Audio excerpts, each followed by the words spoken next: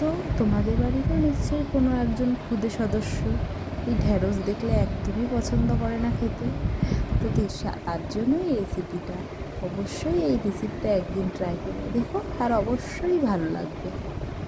তো প্রথমেই ঢ্যাঁড়সটাকে আমি ভালো করে ধুয়ে নেব।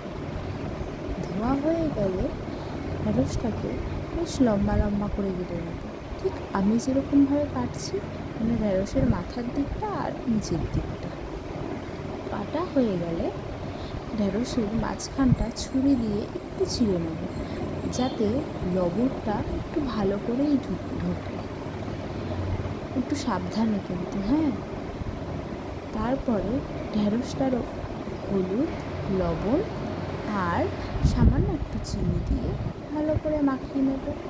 ব্যাস, মাখানো হয়ে গেলে ঢ্যাঁড়সটা 10 মিনিটের জন্য ঢাকা দিয়ে রেখে দেব।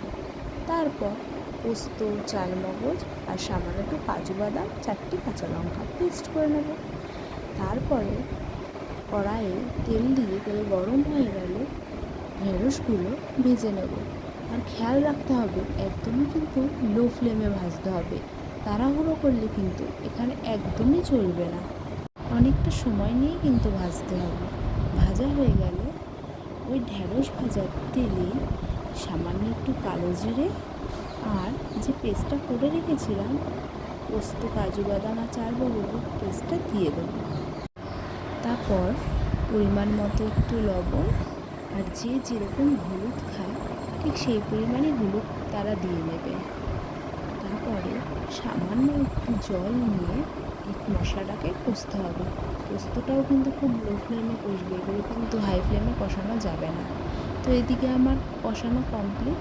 ব্যাস, মশলাটা কষে গেলে ভেজে রাখা ঢেঁড়সগুলো তার মধ্যে দিয়ে একটু নাড়িয়ে চাড়িয়ে নিতে হবে, যাতে ঢেঁড়সগুলোর গায়ে মশলাটা ভালো করে লেগে যায়। ভালো করে নাড়িয়ে চাড়িয়ে নেওয়া কমপ্লিট। তো এবার সামান্য পরিমাণ একটু জল দিয়ে দেবো।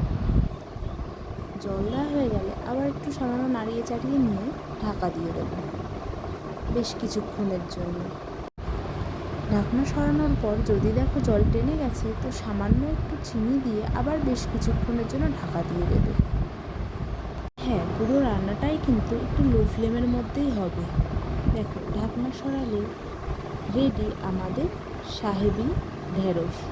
তো রেসিপিটা কেমন লাগলো অবশ্যই কিন্তু জানিও, আর সবাই একদিন অবশ্যই ট্রাই করো। ভালো লাগলে লাইক, কমেন্ট অ্যান্ড সাবস্ক্রাইব করে দিও। টাটা, আজকের মতো এইটুকু।